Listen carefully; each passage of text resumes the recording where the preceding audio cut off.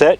Sit on down. All right. So here we are in Fort Lauderdale, kicking off Coffee with Kev in 2024. Go ahead, introduce yourself, your company.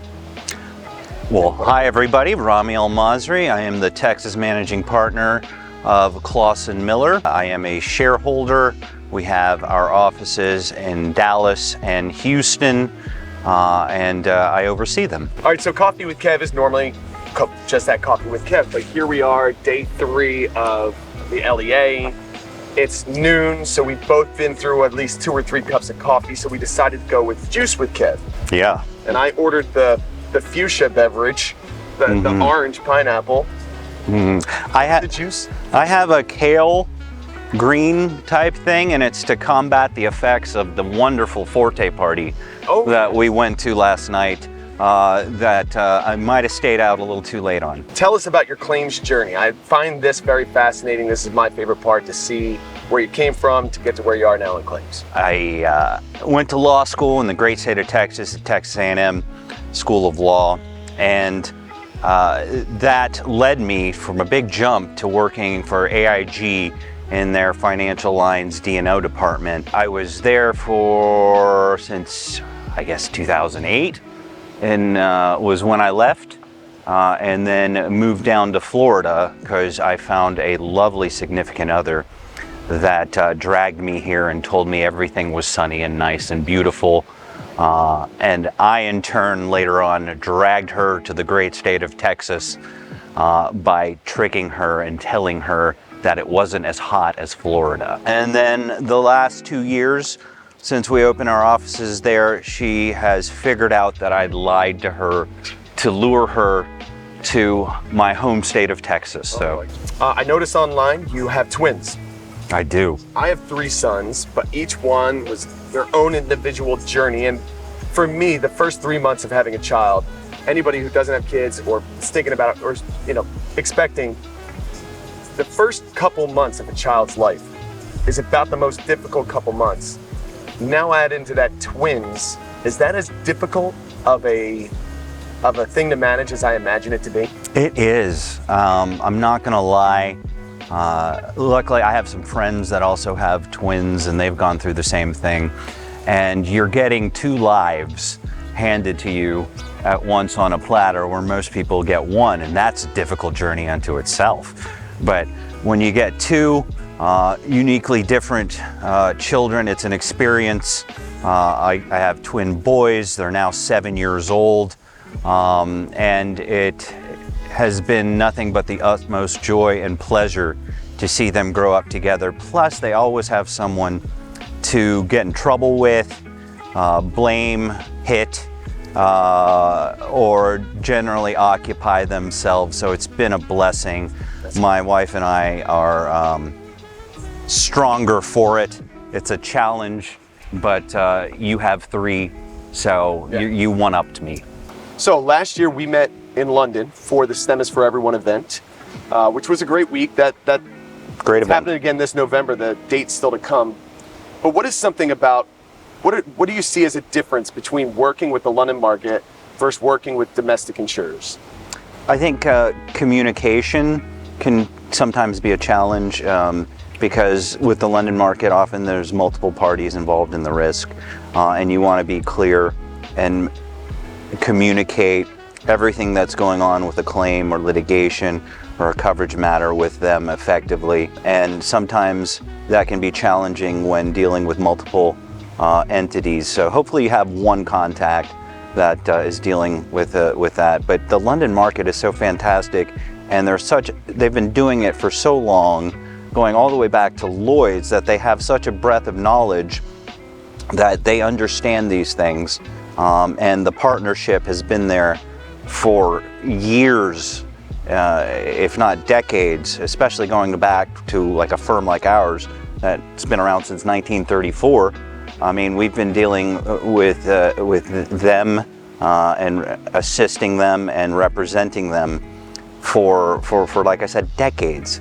So they understand what's going on and are very sophisticated institutional clients. I was on your Twitter page, which not a lot of people understand, or X, how to navigate the Twitter X world, so I think a lot of people stay away from it. But I went on in my deep dive for you and found, I was immediately stopped in my tracks because your descriptor says, loves tacos. So as an attorney, if you had to create an argument for what the best taco is, crunchy, soft, pork, seafood, whatever, what would be your argument for the best taco to convince the jury? Well, all tacos are great, and all tacos deserve love, no matter what type, whether you're talking about your regular crunchy shell or soft shell or whatever. But being a Houstonian, I have to argue for the taco al carbone, which, let me explain. Okay. Houston is the birthplace of the fajita. So it originally started, I believe, at a place called Ninfa's. There's some question as to who created it, but it is the perfect taco and the perfect food delivery device, because you get a handmade tortilla with your choice of protein served to you on a cast iron skillet that's steaming and hot, and you get to do it the way you want it. I argue that the fajita is the best taco. Some people may argue whether or not that's even a taco and it's a separate thing, but coming from the birthplace of the fajita, that's what I'm gonna go with. Okay. And that's my argument. Fajitas deserve love. Movies or music, whatever you choose is gonna be the question I give you. Let's go music. When I travel for work, I always listen to albums from start to finish, instead of just in your car and you're jumping from song to song. What is an essential album that everybody should listen to? Can I give you a couple of answers? Sure. It depends on the genre of music, because I'm a big Texas country music fan. And number 2, Live Diner by Robert Earl Keen, I can listen to over and over again. If we're talking rap, I think The Chronic. The original Dre with Snoop on some of the backtracks is got to be one of my favorite rap albums. And then if we're talking rock and roll, I think Some Girls by the Rolling Stones. Yeah? So I love all genres, but if you're forcing me to throw 3 out there, those would be the ones. Recently, you had a win in Texas. I'm gonna read this literally verbatim because you had a win recently in Texas federal court by proving that the plaintiff had an action pending on the Department of Labor with similar issues. What is the process an attorney takes to discover that type of information and find creative ways to win a case? Doing your homework. So just like an expert looks at history and background before opining on what's occurred in present time, you have to, as a lawyer, do the same thing. So going back and doing background checks on claimants or the people making the claims and finding prior claims, I think is one of the most important things you can do, because it sets the stage for who you're dealing with. So it's the same thing I think that everyone in every industry that is good at what they do should do, is find out who they're dealing with. All right, and now it's time for, I think, a lot of people's favorite part, because I do some of the questions we talk about ahead of time. I'm not gonna lie, Coffee with Kev might be revealing some things, but the one thing I tell everybody is I don't wanna know the Ask the Asker question. So here we go, it's time for Ask the Asker.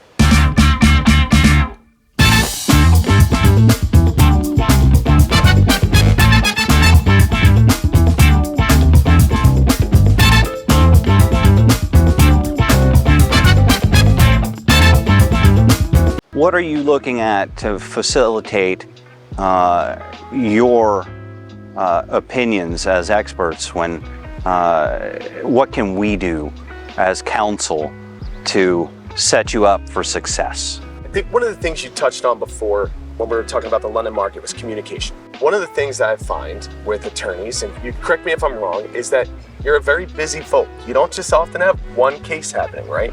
So sometimes it'll be like, hey, can we get a budget and CVs for this type of an expert? So we get that together and we send it. And then maybe 2 weeks go by and we've sent a couple emails because you are very busy. I would say a very open channel of communication, because we're wired. One of my selling points for Forte is we are wired to get out and get the job done as fast and as timely as possible with a quality report on the post side. That is one of our selling points, and I think we do a great job of it. If we could figure out who's helping you in the firm that can maybe help direct some of that traffic and connect with them as well. I don't want it to be Forte and Clausen. I would love it to be Forte is an extension of Clausen. You know, we're not the same company, but your people look at us as a direct partner. Yeah, we're on a team. We're on a team. Would you rather go to the moon or to the bottom of the ocean? Neither, but I guess the moon? Okay. Well, either one, I guess, involves a sense of claustrophobia, because you'd have to... Is that what it is? Yeah, could you imagine the bottom of the ocean?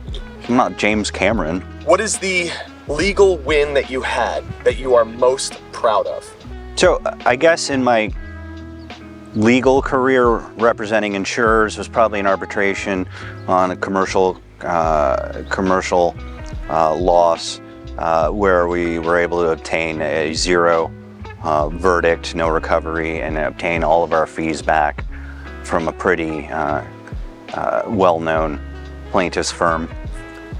In my personal life, I've had to represent, family members and things like that in the past, and those are probably the most satisfying because I am able to see cognitive results from that outcome. So a lot of the pro bono stuff that we're doing. Okay. We're bringing this thing in for a landing. You've done great. You've gone through all the questions. Great Ask the Asker. And now the new thing I like to do is leave people on a positive note with some type of an inspirational quote, or maybe a person that you looked up to, why they were important in your life or whatever. Give the people something positive to go off with. Joe, I have this on my office wall, and it's from a speech that Teddy Roosevelt gave, I think in 1910 in Paris. I think you might appreciate it. It's known as "It's not the critic who counts." It's not the critic who counts, not the man who points out how the strong man stumbles or where the doer of deeds could have done better. The credit belongs to the man who is actually in the arena, whose face is marred by dust and sweat and blood, who strives valiantly, who errs and comes up short again and again, because there is no effort without error or shortcoming, but who knows great enthusiasms, great devotions, who spends himself in a worthy cause, who at the best knows in the end the triumph of high achievement, and who at the worst, if he fails, at least he fails while daring greatly, so that his place shall never be with those cold and timid souls who know neither victory nor defeat. And that is from the great Teddy Roosevelt, and I think it inspires me when I'm nervous before I go into something to say, hey, even if I don't win, or if this doesn't come out the way I want it to, I at least stepped in the arena and fought the good fight, and I'm in there, and those who cast stones aren't usually the ones doing things in life. All right, everybody, thank you so much for watching. Thank you very much for being on. You did excellent. It was awesome. And we're going to see you next time. It's a blast. Thank you. Take care.